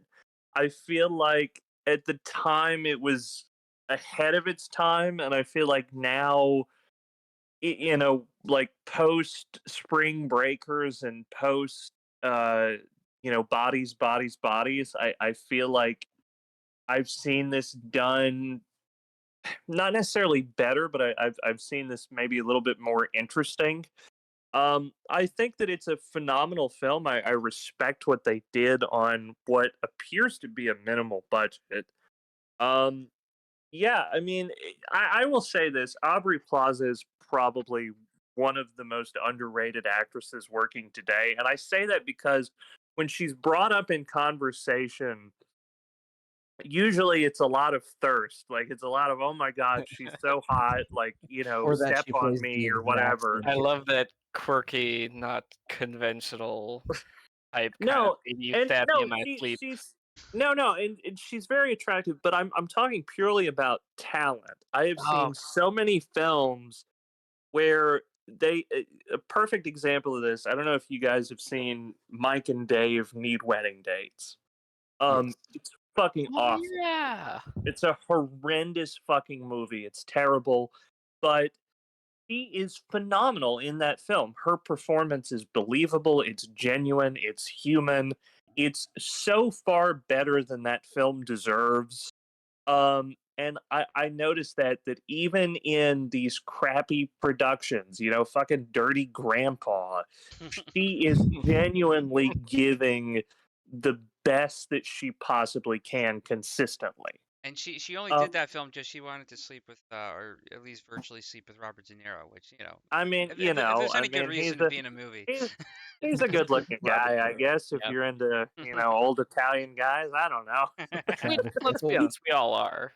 Yeah, exactly. I mean, why not? But That's the closest thing we're gonna get to being him. I can't be with but him. Might as well be in him. but yeah. But no, I mean, this is it's a good little indie film. I mean, I don't have much to say. I enjoyed it for what it was. Well, I don't know that it's groundbreaking or revolutionary. I don't know that I'm going to think about it that much more, but for what it is, I think it accomplishes what it sets out to. I've got a question then, because this is something that when I was watching the film for the first time, really didn't sit well with me, but in a way that really made me think. And it's the ending. So, Yeah. I was going to bring that up. Yeah. so I know you were. Minor spoilers. So what happens is, eventually, so she goes west to befriend Elizabeth Olsen. First tries to Okay. run into her, quote, casually in a store while wearing, similar stuff that she, very not nonchalant. Doesn't end up working well. What she ends up doing is kidnapping her dog, to then answer her, uh, missing dog ad, and then she sort of weaves herself into her life that way. So Ugh. events kind of go on in the movie, and eventually she's caught in the lie. She's found out, um, and she ends up being like suicidal. She ends up like swallowing pills and live streams herself doing so because pretty much lost everything as far as she's concerned. Um, but then she's sort of resuscitated in hospital because of the live stream. One person, uh, boyfriends, saves her, And and Pinto. she Fucking is pimp. almost validated by behavior, by the comments in her social media feed, and she's like happy to have like survived. And then the film ends there, and the Well, feeling that It's like she goes viral because people she are goes like, viral and she gets the attention that she's been craving from that, and that really sat uncomfortably with me because it's made me think: does social media validate unhealthy behavior like this? but I think it here's the does. but was that unhealthy? Hear me out. The killing herself part was unhealthy, but finally taking down the veil of social media, I think, is the bigger thing about that final scene, right? Like, I think she's actually I mean, it nails it on the head with like being herself and whatnot. But like, I think showing that isn't it's not a complete redemption, but it shows the lesson learned that opens the door for that to happen. I also low key like I don't know. Steve might be able to know being from the Bible Belt, but like, is this some kind of like allegory for like death and rebirth with like Jesus style, like making a I, big trip and then like being around these people who backstab you and then like I, dying for a few days and coming back to life as a hero who's idolized? Like, is there You not some kind of And framework Batman. in like I a mean, neo noir kind of thing? I didn't pick up on that. I mean, that's not to I say don't know if you're that. shoehorning that metaphor. This is very much Brian Dumpy's style of like film criticism, shoehorning allegory into movies, which I love. I love it. I'm here for it. But Well, but there's like Oh, a confession aspect to it, right? Like maybe it's more like a Catholic kind of thing, where like once she's confessed, she's absolved of her sins. Like I could well, see that take on it, but like it also well, teaches you how the ending horrible was the a people little around her were. ambiguous to me because, like, did she really learn her lesson, or was she validated for everything she's done up to this by that? But we learn what the people in that world are like, right? If she's foolish enough to enter that world, then she just wants to be like that vapid in that way. Like it's really like a moral choice that she would have. You know what I mean? Beyond the I movie. think there's an argument to be made for the film's ending being, and I come back to the word slimy, right? I mean, there is something very like manipulative about the ending, but the way I I feel like that's a surface level interpretation. Whereas, like, my thing was, I think it's more, I think it's more bittersweet, right? And I think it's intentionally ambiguous to where it's like, you know, has she actually learned anything, right? That was But kind of we my And feeling watching. but Just like I've only seen it once though. but look at the context of that's not necessarily the film, endorsing her behavior, No, right? it's not. I don't believe it is. I think that's just more of a commentary on, like, Society. let's be honest, there are people who, you know this stuff happens, and they're propped up, and because of tragedy, or virtue signaling, or what have you, and that's just sort of this inherent narcissism that is permeating social media, right? And I think the film is more in on the joke than I think a lot of people give it credit for. I think it's very tongue in cheek what it's trying to say with its ending. I want to know if she actually cared about Dan. That's the only thing about the ending that left me scratching my head. I think the bigger picture stuff about social media presence and has she learned her lesson? That's all cool and all, but what I've found really interesting throughout the whole movie is I didn't know what her attraction to Taylor was. I didn't initially I thought maybe she was attracted to her on the physical level. Uh and then the more the movie kind of plays out and you see the way that she kind of manipulates Dan, uses his car and uses his obvious attraction for her to kind of get what she wants and flesh out this lie in this world that she's been building. I think my interpretation of it is, I don't think, I think Taylor is more or less An idea. inconsequential, right? It, it's It's not, it's an it could ideal have she's been. going for. Well, Yeah. that's what I was thinking because then it's like through her social media and even her confession at the end, she's not confessing about, hurting people or stalking people. She's confessing to the fact that she's not living or leading this glamorous life in LA. Almost like Well, and And I and, and then to she calls me, idealized. Taylor out that she's that like Taylor calls her out that everything about her is a lie, and then she puts it back on her, and they're both kind of right that they're both kind of leading these lies of a well, lifestyle, sort of. yeah, I yeah, that's just where I really stand on it because for me it's like a placeholder for all of this allegory they're trying to make. Like Taylor, it doesn't matter her specifically, she is just all of them. They're all like that. They all want to pose, white woman's Instagram. That sums it up Yeah. just as well. It's the Pope. same I mean, idea, right? you, It could you be can't any say of it them better than and Pope she's Vernon, just honestly. yeah. Yeah. Yeah, and she's just well, no, replacing that thing that she found, or like she was this stalker and she like lost that part of her and she was trying to replace it, and like this was the thing that just filled the Right, void. but Could I have been feel anyone, could have been anywhere. And that to me sums it up perfectly, because I think, like I was saying, I think if Aubrey Plaza, her character stumbled upon some other woman, then it would be about her, right? I don't think it's specifically Taylor. I think it's the idea of having this perceived perfection, right? It's grass is always greener, right? And so anybody could fit that mold. Yeah.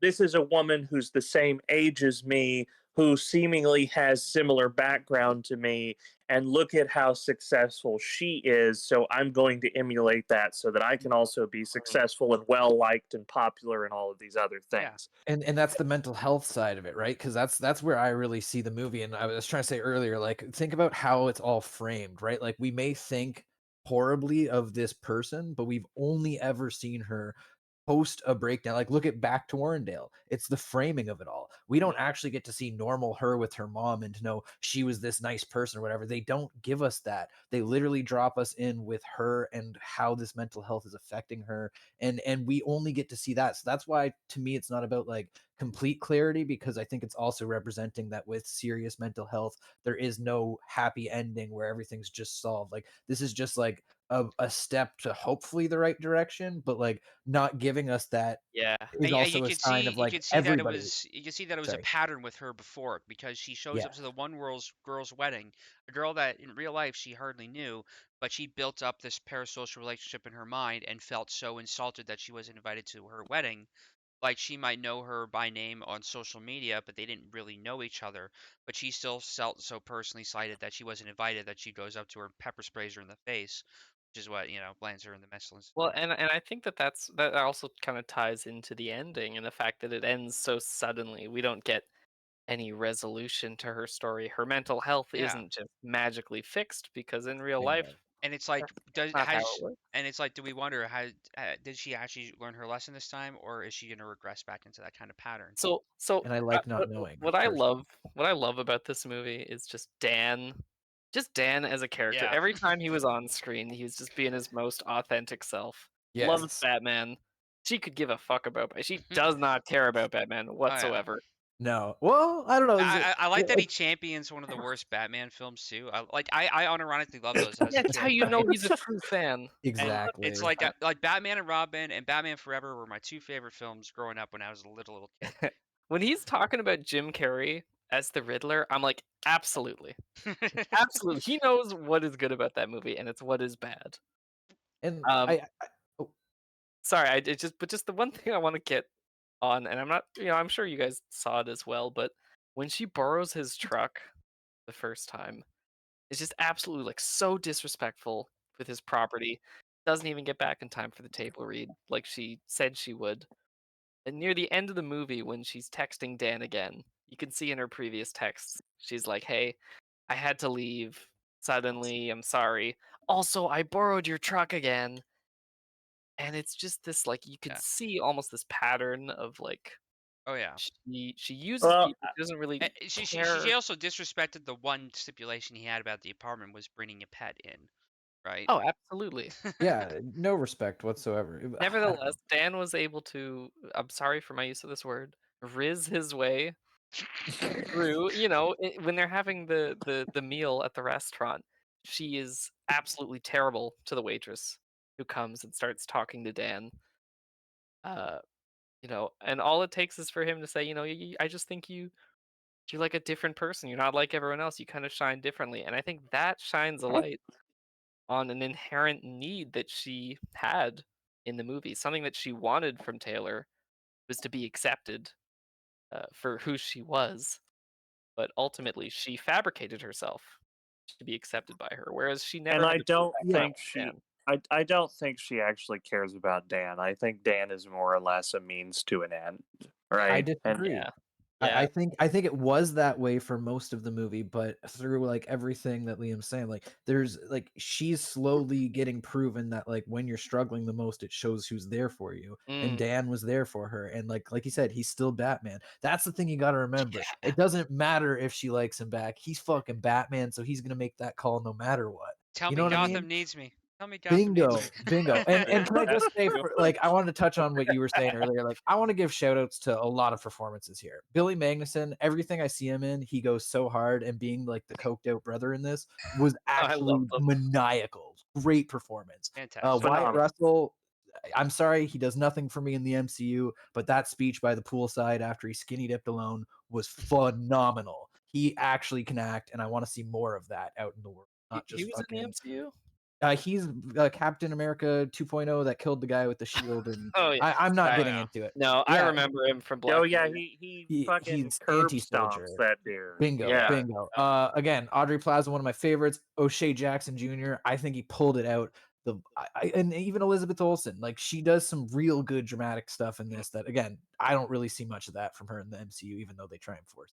But regardless, I think I could sit there and just be enthralled by the performances because everyone on screen has this like charisma and like some kind of honesty. I don't know. To me, it is grounded. I don't know if I quite agree with what Steve was saying. I do feel like this is more of a true depiction of that time.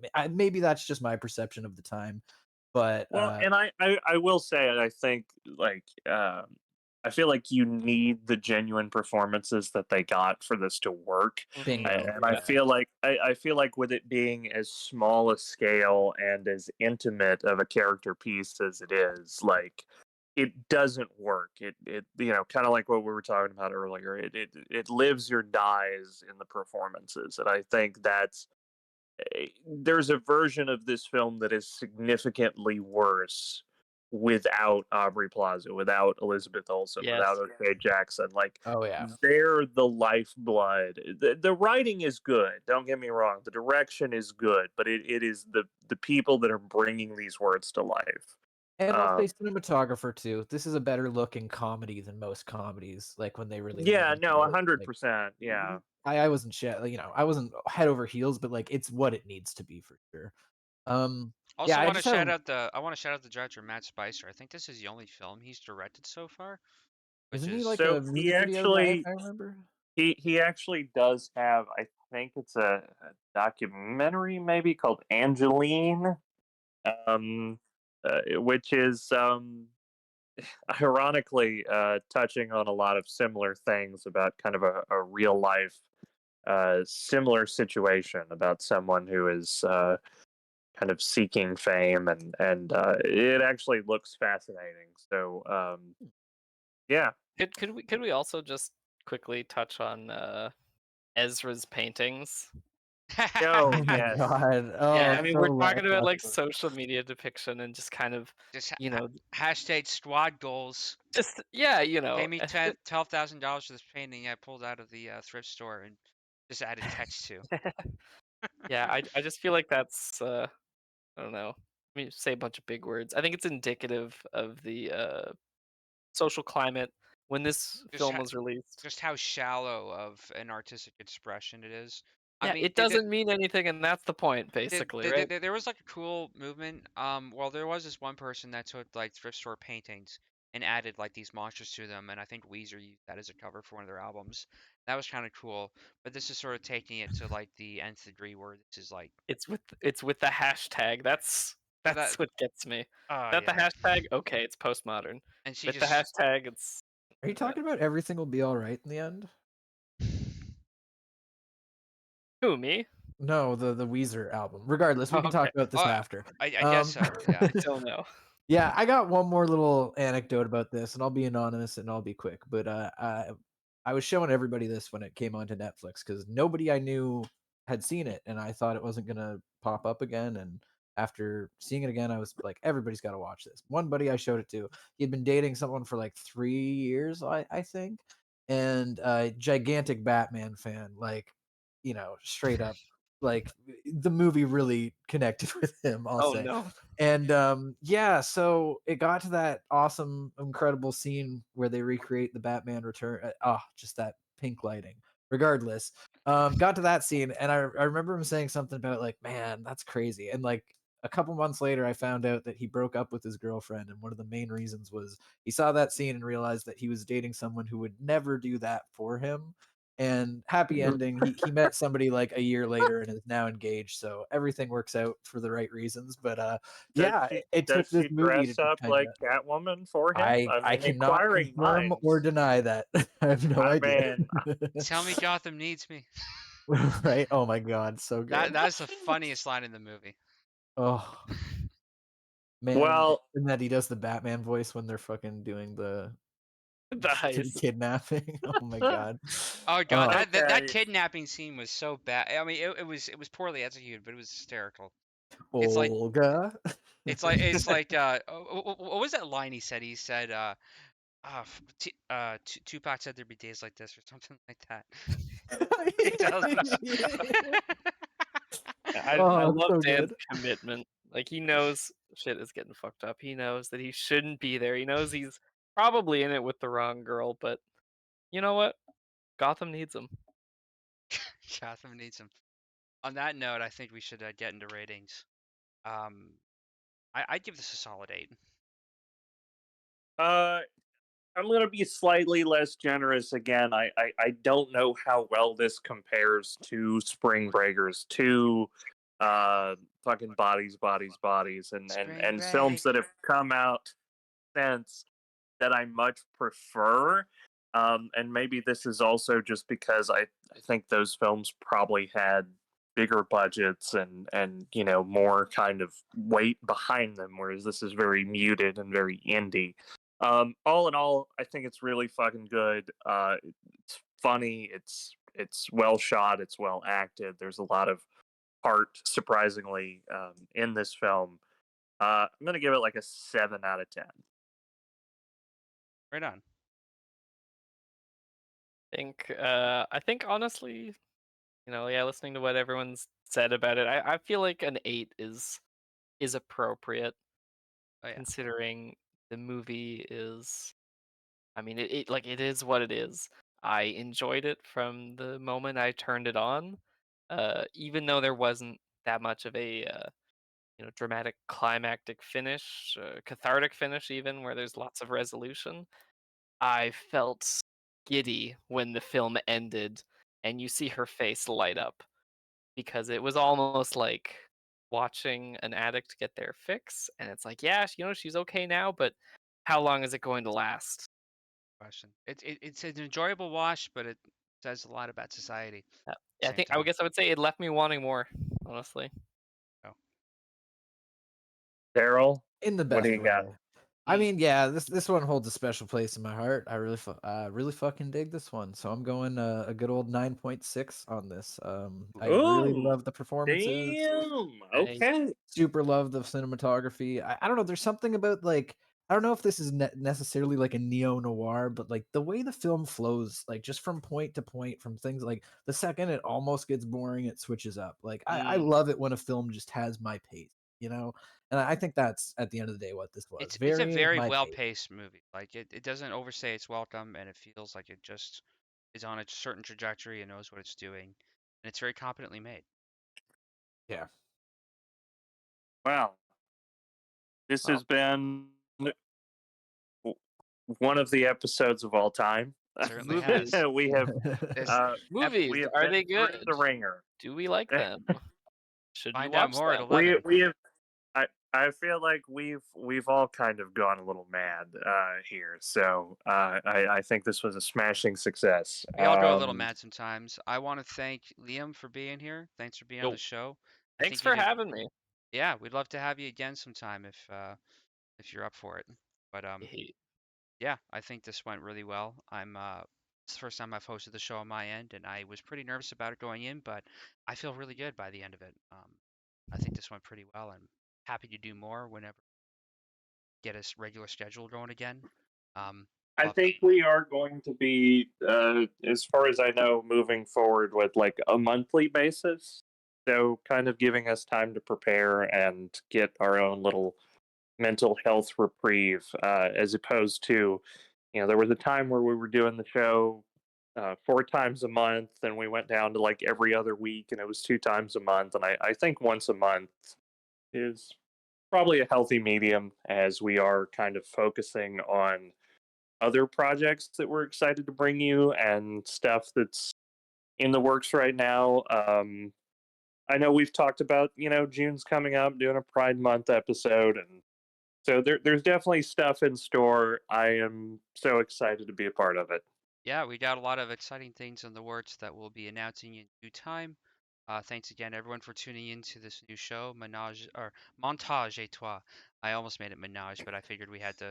I didn't want people to think this is a polyamory podcast. It's a polymovie podcast, so it's a Montage Maybe et Toi with Moiré. maybe for Pride Month it'll be Hey, there you go. Hey, there you go. We swing both ways on this show. But yeah, tune in next month for Montage et Toi, the film the film podcast that gets you excited for that time of the month. Is that what we're going with? That's We're workshopping. All right, okay? that's enough. All right. And on that note, good night, everybody. Good night. good night. As always, watch movies. Oh, I have to Enjoy. press the button now.